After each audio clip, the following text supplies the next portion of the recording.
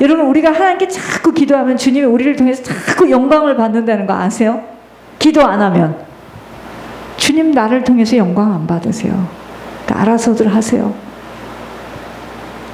다윗이 그렇게 기도할 수 있었던 이유가 뭐냐면 자신이 누구인 줄을 알았어요. 자신의 힘으로는 살아갈 수도 없고 자신은 정말 죄밖에 지은 자가 됨을 알았어요. 그리고 하나님의 누구이신 줄 알았어요. 제가 왜 무슨 일 나면은 자꾸 기도합니까? 나는 가진 게 없고 능력이 없어요. 그런데 이걸 메꾸고 해내야 돼요. 그런데 하나님은 난 한 가지를 꽂혔어요. 네가 뭘 기도하는지 다 들어줄게. 나는 이 말이에요. 나는 간단하고 나는 굉장히 쉬운 사람이야. 그 말을 나는 딱 잡았어요. 네가 무슨 기도를 하든지 네 말을 다 들어줄게. 그래서 어저께도 기쁨이 샘솟는 교회 예배 시간에 맞춰서 막 하나님께 기도했는데 그 아팠던 사람이 오늘 어저께 설교를 잘하고 아, 하나님이 다 기도를 들으시는구나. 그러니까 무엇이든지 기도해야지. 또 가면서 금요일날 저기다 차에다 짐을 하나 써놨는데 또 이걸 깨면 어떡하나 해서 차에다 옛날 거 다 나오는 거지. 이제 차에다 손을 얹고 절대로 이거 못 만질 것이다. 도둑놈들은. 그리고 하나님 보호해 주시라고. 아, 기도하면 되는구나. 왜냐하면 능력이 없으니까.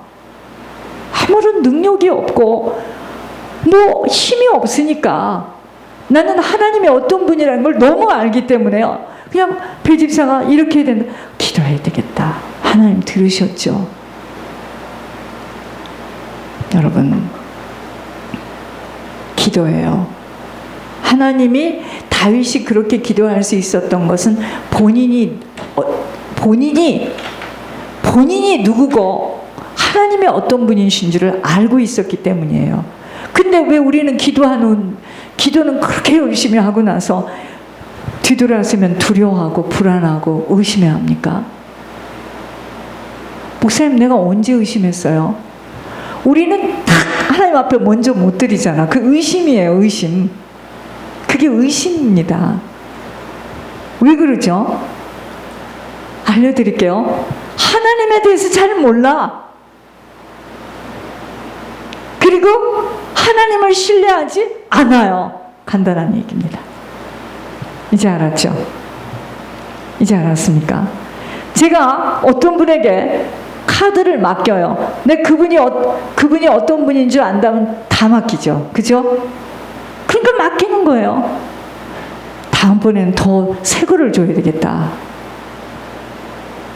왜 우리가 하나님 앞에 기도하고 의심하고 불안하고 떠나요? 잘 몰라. 그냥 하나님은 하나님, 그냥 글자로 있는 하나님. 그리고 그분을 신뢰하지 않아요. 절대로 신뢰하지 않습니다. 내 은행 어카운트를 신뢰하지. 그래서 불안해하는 거예요. 저는 그냥 확실하게 권 목사님을 통해서 세계복음화 한다는 것이 믿어지고 권 목사님 이상으로는 하나님의 음성 못 들어요. 그러니까 저는 권 목사님보다 권 목사님을 더 잘 알아. 그리고 권 목사님 제 얘기 듣고 그렇죠. 정 목사님은 진짜 믿음이 있어요. 아, 걱정하지 마세요. 하나님 말씀하셨잖아요. 그분은 도구로 그냥 그때 받아 말씀하는 거고 나는 그게 막 새겨지는 거니까 내가 그분에 대해서 더 잘 아는 거죠. 하나님이 누군 줄을 몰라요. 우리가 하나님을 신뢰하지 않아요. 그러니까 기도하고 나면 뒤돌아서서 걱정하고 염려하고 나는 주님의 장중에 붙들리지 않으면 아무것도 할 수 없는 무능한 피조물인 줄을 알지 못하기에 기도 또한 하기가 어려워지는 거예요. 세상에 악하고 힘들고 불안해 올 때 오직 피할 곳은 주님밖에 없으므로 밖으로부터 들려오는 어떤 환경 앞에서도 굴하지 않고 기도의 자리를 굳혀야 살아남게 됨은 위로부터 오는 은혜를 놓치지 않게 되기 때문입니다. 여러분, 우리가 저 옛날에 이렇게 현장 이렇게 전도하러 많이 다닐 때 절에 들어갔는데요. 그 법사가 신학교를 나온 사람이에요. 여자가. 근데 법사가 됐어.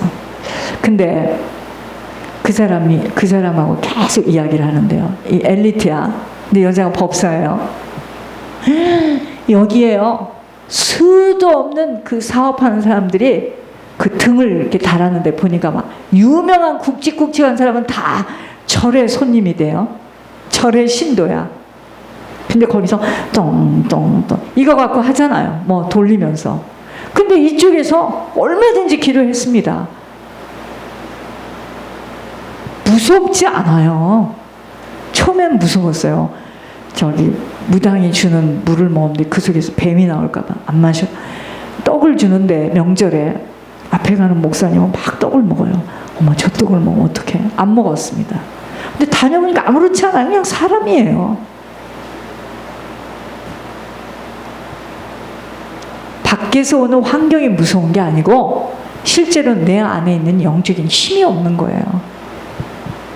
보여지는 것은 아무것도 아니에요.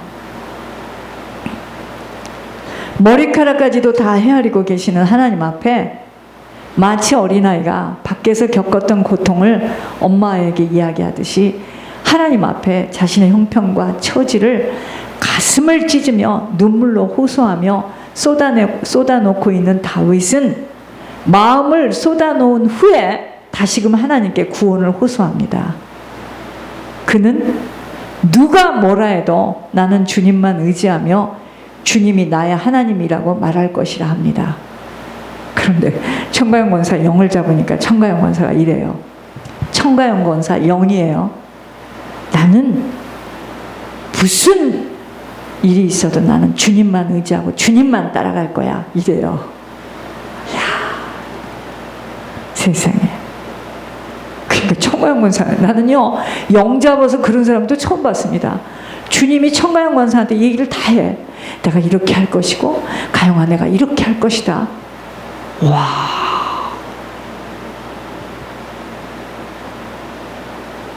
다윗이 하나님께 구원을 호소한 이유는 오직 하나님의 성품 때문입니다. 오직 우리들도 하나님만 사랑하며 아버지 음성에 귀를 기울이는 것만이 아닌 즉각 순종의 행함으로 하나님을 하나님으로 인정하는 것에 표해야 합니다.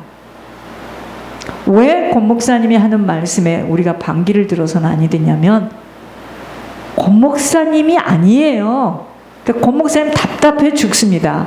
사람들은 자꾸 내가 하는 말인 줄 알고 따지는데 이러는 거예요. 저는 알아요. 그분이 하는 말이 아니에요. 하나님이 그분의 입을 통해서 하는 말이에요. 그때 즉각 순종할 때 하나님은 기뻐하지 않겠어요? 근데 그걸 따지고 들면은요, 이제 하나님을 반역하는 거예요. 그래서 그런 사람은 천국을 못 가요. 아니, 하나님을 반역하고 하나님을 반기를 드는데 그 사람은 어떻게 천국을 가겠습니까? 그게 죄입니다. 그래서 우리는 힘과 용기를 내어서 주님만을 기다릴 수 있어야 합니다. 때로 하나님의 응답이 늦어지는 것 같아도 결국은 응답하실 것이라는 것을 믿어야 합니다. 어떤 모양새로 어떤 방법으로 하나님의 방법으로 응답하실 거예요.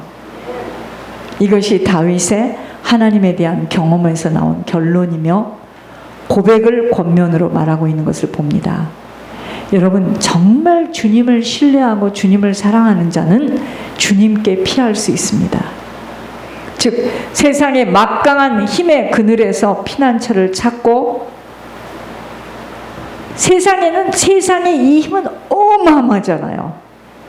이 힘의 그늘에서 피난처를 찾고 확실한 소망을 갖는 것은 하나님밖에 없어요. 그러니까 옆에 사람이 있든 없든, 형제가 뭐 나를 왕따를 시키든 온 식구들이 왕따를 시키든 상관없어요. 왜냐하면 그들보다 가장 힘이 있는 하나님이 나를 붙들고 있기 때문에. 그래서 안 외로웠습니다. 하나님은 우리의 피난처시여 힘이시니 환난 중에 만날 큰 도움이시라. 이 말씀을 그냥 탁 새겨야 됩니다. 아, 하나님은 우리 피난처시구나. 지금 물건들이 없어 난리가 났구나. 어머야, 세상에, 이번 주에도 또 이만한 돈을 또 옷값을 보내야 돼. 어머, 이거 어떻게 되는 거야? 찍어야 되는 거야, 돈을. 이게 어떻게 되는 거야? 모르겠다, 나도. 하여튼 기도로 붙어보자. 어떻게 하시겠지. 그러다 보니 입안이 전부 어찌 됐어요, 지금. 여러분, 우리가 어려움을 당할 때요, 어떻게 피하느냐보다는 어디로 피하느냐가 중요합니다. 그쵸? 어디로 피하느냐 이거야. 우리들이 어려움을 당할 때 달려가는 곳이 바로 우리가 의지하는 피난처예요. 근데 어려움이 올 때 어떤 사람은 자기 형제한테 가고, 어떤 사람은 자기 어머니한테 가고, 어떤 사람은 자기 삼촌한테 가고, 어떤 사람은 자기 아들한테 가고, 딸에게 가고, 그게 피난처야. 그런데 내가 환난이 왔을 때 어디로 달려가느냐 이거예요. 거기가 의지하는 피난처입니다. 이 피난처가 주님이 되도록 평상시에 주님과의 관계가 돈독해지도록 믿음이 쌓여져 있어야 합니다. 여러분, 늘 알고 관계를 가졌던 사람이 빨리 문 좀 열어봐, 큰일 났어 하면 그래 하고 열어주지.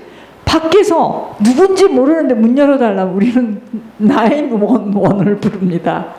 어떤 이상한 사람이 우리 집을 지금 두들기고 있습니다. 평상시에 주님과의 관계가 돈독해져 있어야 어려운 일을 만났을 때 주님에게 쏙 들어가 숨죠. 주님에게 그 힘을 간구하죠. 나는 너 모르는데. 이렇게 되면 문제인 거예요. 그래서 우리가 은혜가, 왜 우리가 믿음이 쌓여져야 돼요? 하나님이 주시는 은혜 때문에요. 은혜를 받기 위해서 믿음이 있어야 되는 거예요. 하나님만이 견고한 바위와 구원하시는 산성이기 때문에 주님에게 피해가야 합니다. 어떤 상황 속에서도 우리를 건져서 올려 넓은 곳, 안전한 곳으로 세워주실 분은 주님이시기 때문이에요. 저는 알아요. 다 어려워도 스마일 블러썸은 점점 잘 될 수밖에 없어요. 아니, 아버지가 거하시는 곳이라는데, 예물의 전이라는데. 그러므로 모든 문제의 해결은 하나님께 피할 때에만 해결됩니다. 하나님께 피한다는 것은 뭐죠? 더 이상 나는 이 고난과 문제를 내가 붙들고 있지 않는다는 거예요. 근데 피하는데 그 문제를 갖고 들어가요? 할머니가 짐을 이렇게 딱 짊어지고 버스 이렇게 시골길에 서 있어. 그 어떤 사람이, 미국 사람이 차를 몰고 가다가 할머니가 너무 가여워서 타라고 했어요. 그랬더니 이 할머니가 백밀러로 보니까 여전히 짐을 여기다 짊어지고 있어요. 왜 그러나 하고 물어보니까 나를 태워준 것도 고마우신데 뭐 짐까지 내려놓느냐요. 그 꼴입니다. 저희가 우리가 어려울 때 하나님께 피한다는 게 뭐냐면, 더 이상은 내가 그 문제와 그 짐을 내가 붙들고 있지 않고 하나님께 맡기는 거예요. 예수님은 십자가에 못 박혀서 고난을 받으시면서 가장 고통의 순간 끝에서 하늘을 우러러 밝은 얼굴로 고백하셨습니다. 아버지, 내 영혼을 아버지 손에 부탁하나이다. 이때 모든 평안함으로 고통도 문제도 어려운 환경도 초월하게 되는 듯 위로부터 오는 평강으로 붙들립니다. 여러분, 이렇게 주님께 피하게 되면 결과는 어떻게 되냐면요, 주님을 두려워하는 자를 위해서 쌓아두신 그 은혜를 받게 돼요. 그래서 주께 피하는 자를 위하여 인생 앞에 베푸신 은혜가 어찌 그리 큰지요. 이 고백대로 은혜를 받게 됩니다. 이번 주에도 여러분, 하루하루 살아가는 게 신납니다. 지루하지 않아요. 별일이 다 일어납니다. 갑자기 옷을 이렇게 기계를 달아놓잖아요. 도둑질해 가지 못하도록. 근데 그거를 이렇게 푸는 이 기계가 망가졌어요. 이제 난리가 났습니다. 근데 제가 이래요. 하나님, 이런 걸 보고 뭐라 하죠? 사면 초월하고 합니다. 아니 옷마다 이게 다 있는데 이걸 풀 수 있는 기계가 지금 망가졌어요. 이걸 어디서 구할 수도 없어요. 내 머릿속이 하얗습니다. 하나님 은혜를 베풀어 주세요. 이건 아버지밖에 할 수가 없습니다. 여러분, 우리가 주님을 경외하고 주님을 두려워하는 것이 주님을 경외하는 건데, 그러한 자들이 하나님께만 피하게 된다는 게 뭐냐면 내 가지고 있는 모든 문제와 고민을 딱 맡기는 거예요. 그때 하나님은 쌓아두신 은혜를 딱 베푸는데, 은혜를 받아야 돼요. 은혜. 하나님의 은혜가 내 인생에 나타나야 돼요. 하나님의 은혜가 내 건강에 나타나야 됩니다. 주를 두려워한다는 것이 뭐냐면 하나님을 경외한다는 이야기를, 하나님이 하신 말씀을 무서워해야 되는데, 나는 아닌데, 나 아닌데 왜 저렇게 말씀을 하실까? 그럼 둘 중에 하나야. 하나님이 잘못됐든가, 하나님이 거짓말을 지금 치시든가, 아니면 내가 지금 거짓말을 하든가, 둘 중에 하나입니다. 근데 나는 나를 잘 몰라요. 여러분들 놀라지 마세요. 내가 나를 아는 것은 내가 의식하는 세계까지만 알아. 여러분 마취해 보셨습니까? 저 치과 가면 그냥 마취를 남들은 안 하는 것도 나는 3개, 4개를 찔러도 마취가 안 돼가지고 또 아니면 수도 없이 찌르는데, 여러분 마취하면은요 그 부분은 뭐죠? 감각이 없어요. 내가 무의식 세계 속에 있는 나를 내가 알 수가 없어요. 의식 속에서 그렇게 하지 말아야지, 그렇게 살면 안 되겠다, 바르게 살아야지, 그거는 지금 내가 그렇게 살아야 된다라고 생각하는, 의식하는 거지.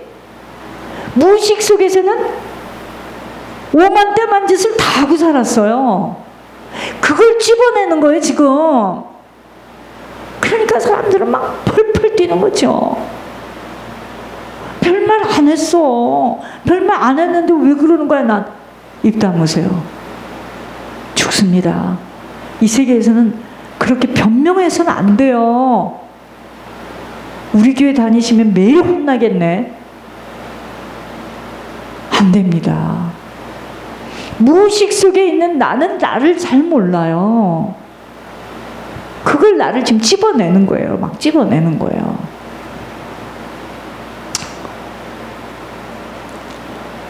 주를 두려워하는 자는 하나님을 경외하는 자를 말합니다. 이렇게 하나님을 경외하는 자에게 쌓아두는 것이 뭐냐면, 쌓아두신 것이 은혜예요. 은혜. 이제 알았죠? 아무에게나 은혜를 팍팍 주시지 않습니다. 하나님 무서워하고 하나님 한 분만 바라보는 자에게 은혜 주시죠. 그래서 예물은 은혜를 받아야 나오는 게 예물이에요. 안 나와. 세상에서의 은혜는요, 고맙게 베풀어주는 혜택이나 신세죠. 내가 그분에게 신세 졌어. 내가 얼마나 신세를 졌는데, 이러죠. 그분에게 은혜 받았지, 그 말이야. 성경에서의 은혜는 그런 말이 아니에요. 언약적인 관점에서 설명하고 있는 것입니다. 은혜는요, 자격 없는 자들에게 베푸시는, 우리가 자격이 있습니까? 아이고, 우리의 죄를 생각하면 하나님 앞에 설 수도 없는 자들이에요. 아이고, 정 목사님 무슨 죄를 저렇게 많이 졌나? 나는 안 졌는데. 그럽니까? 여러분, 이게 빛이 비춰지면 죄밖에는 안 보여요. 죄밖에는 안 보여요. 잘한 것은 아무것도 없는 것 같아. 은혜는요, 자격 없는 자들에게 베푸시는, 하나님이 그래서 이스라엘 백성하고 맺어진 것이 언약이잖아요. 우리는 육적으로 이스라엘 사람이 아니야. 그런데 영적으로 하나님을 믿는 사람이에요. 그래서 우리가 영적으로 이스라엘 사람이야. 이제 아셨습니까? 하나님과 맺은 이 언약은 신실하고 한결같이 지키고 사랑하는 것을 의미합니다. 여러분, 우리가 만약에 죄를 지은 걸 생각하면은 세상 사람들 같으면 우리 같은 인간 안 쳐다보겠죠? 근데 그런데 하나님은 끝까지 우리를 안 버리잖아요. 그래서 오늘 본문의 하나님의 은혜는 과거만이 아니라 현재와 미래에도 언제나 베푸시는 은혜로, 그렇기 때문에 다윗은 그 은혜를 감격하며 이렇게 고백합니다. 베푸신 은혜가 어찌 그리 크신지요. 감탄해요. 놀라운 사랑이라고 고백하는 것입니다. 여러분, 그래서요, 나는 부족하고 내 가진 것은 없고 나는 정말 너무나 나이도 많고 별 볼 일 없지만 하나님의 은혜는 부족하지 않아요. 그러니까 부족하지 않은 하나님의 은혜를 계속 받으면 돼요. 그 은혜는 주님께 피하는 자만이 누릴 수 있고 경험할 수 있습니다. 그렇다면 이렇게 주님에게 피할 수 있는 것은 한결같은 주님의 사랑 때문이므로, 주님을 신뢰하기 때문에 주님 앞에 나와서 자기 죄를 고백하며 아버지를 붙드는 거예요. 부모도 버리는 우리를 세상 사람들은 나를 버릴 수 있는데 하나님은 버리지 않아요. 다윗은 하나님께 우리의 모든 것을 맡길 수 있고 의탁할 수 있는 이유를 주의 인자하심에 두고 있습니다. 연약할 때 끝까지 사랑한다는 것을 의미하고 있습니다. 그래서요, 우리가 연약하고 힘이 없고 우리가 가장 낮아질 때 그때 주님이 나타나요. 그러므로 고난 중에서도 기뻐할 수 있고 즐거워할 수 있는 이유는 주께서 나의 고난을 보시고 환난 중에 있는 내 영혼을 아셨다라고 고백하듯이, 하나님은 멀리 계시지 않아요. 모든 걸 다 듣고 계시고 우리의 모든 형편, 사정, 속사람의 마음들까지도 다 헤아리고 계시기에 문제를 만날 때 혼자 당하는 일들이 아니라는 것을 알아야 합니다. 다윗이 고통 앞에서도 슬픔 앞에서도 그저 모함하고 비난하고 그렇게 미움 앞에서도 견딜 수 있었던 것,